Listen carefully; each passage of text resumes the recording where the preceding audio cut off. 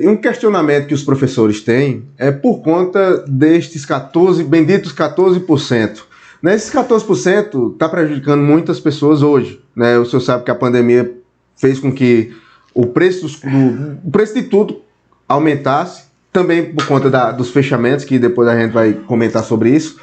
Mas tem professores que estão descontando R$ 500 por mês, né? O que poderia ser feito para que isso seja solucionado, a questão dos 14% dos professores aposentados? Olha, isso foi uma lei federal. Mas tinha a opção de 0 a 14, né? Deixa eu dizer uma coisa a você aqui. A Previdência de Serra Talhada, eu assumi ela falida, com um débito enorme para pagar.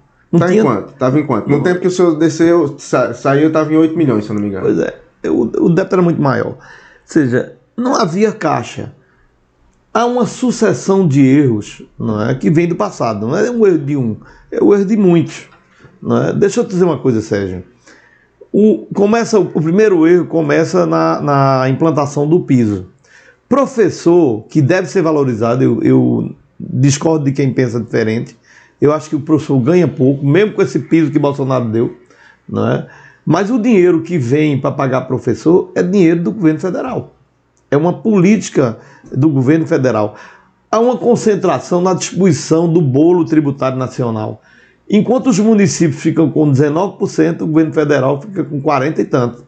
Então, como é que a gente faz política se o dinheiro não dá? Como é que a gente paga melhor salário se o dinheiro não dá? Então, quando lá no governo Lula, acho que foi no governo Lula, implantou o piso do professor, que é justo, 2008, essa conta não foi feita por ninguém. Entendeu?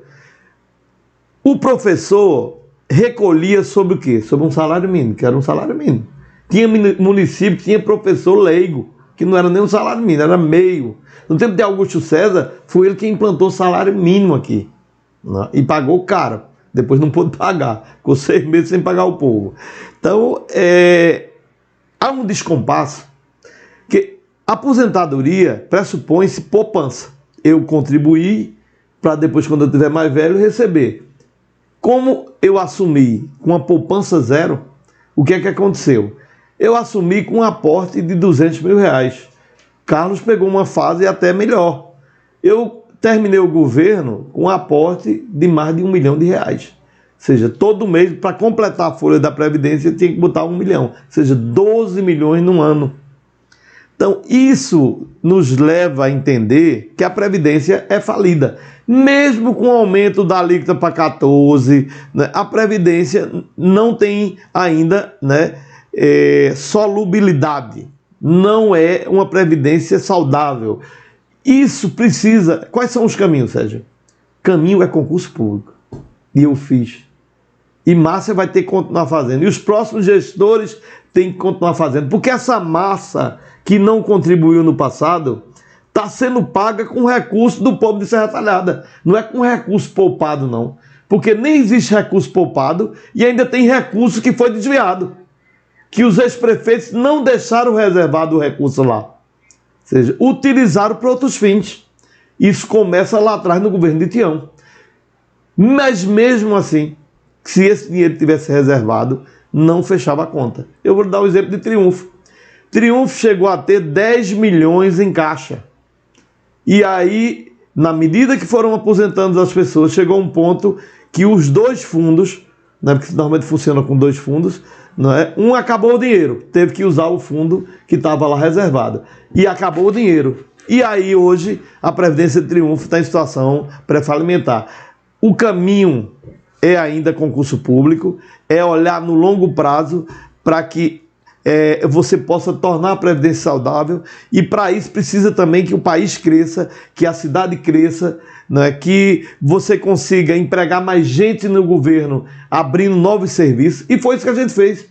Quantas unidades básicas de saúde a gente abriu, quantas creches a gente abriu, né, quantos equipamentos novos a gente abriu, mas isso só foi possível, Sérgio, porque nós conseguimos mais que duplicar a capacidade de arrecadação do município. Eu entendo. A questão da Previdência, ela é uma pirâmide. É porque é uma pirâmide que é administrada pelo governo. Né? Então, a pessoa que está aposentada, ela vai receber de quem está trabalhando. É como o senhor concordo com o senhor. Agora, para ser saudável tem que ser 4 ou 5 sim, contribuindo para aposentar um. certo. Serra Talhada é 2-1. 2-1. Não cobre. Eu sei, mas essa questão dos 14% é porque ainda não veio a mim o entendimento de que, por quê? Se tinha a opção de 0 a 14, então aumentar gradualmente de acordo com o tempo, né? Digamos, botar, ao invés de 14, bota 3, um ano que vem mais um, tal, não. Já foi no topo.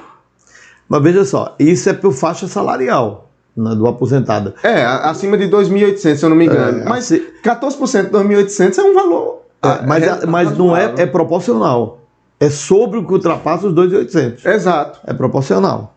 Então, de fato, eu sei que não é bom, mas na medida em que você tem um aporte de mais de R$1 milhão, onde você tem mais de 2.000, acho que 2.500 aposentados já na Prefeitura de Serra Talhada, você tem um cenário difícil, né, de administrar. Eu sei do sofrimento dos professores, mas não é uma categoria tão sofrida como o cara que recebe um salário mínimo, que está sofrendo muito mais hoje, né, com arroxo, né, das contas pelos aumentos dos alimentos, da conta de luz, do combustível. Ou seja, não estou aqui querendo dizer que o professor também não sofra. Sofre e sofre muito. Agora, principalmente o aposentado, porque tem uma despesa muito maior, né, com medicamentos, a gente sabe a situação. Agora, o município teve que fazer uma opção, não é, que é difícil de fazer, que é preciso ter coragem de enfrentar o problema, não é, e olhar para o futuro.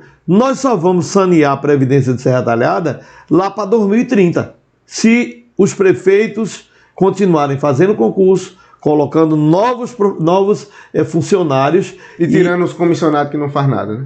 Não, eu não sei se tem comissionado que não faz nada. Não, tem. No nosso governo, a gente primava, né, e cobrava dos secretários, evidentemente que o olhar de um prefeito, não é, ele não consegue enxergar tudo, e eu concordo contigo. Você sabe que minha vida era metade dela dedicada a Brasília, Recife, captando recursos, captando investimentos e empreendimentos, que fez com que o PIB de Serra Talhada, a soma de todas as riquezas, né, dobrasse em Serra Talhada. Serra Talhada cresceu muito no nosso governo, e por isso que a gente hoje é o segundo PIB do Sertão, a segunda cidade que mais cresceu e continua crescendo. E hoje nós somos centro de atratividade de muitas empresas da economia, né, que querem vir para Serra Talhada. Nós vamos crescer muito ainda, Sérgio. E essa solução, né, no longo prazo ela virá, pode ter certeza.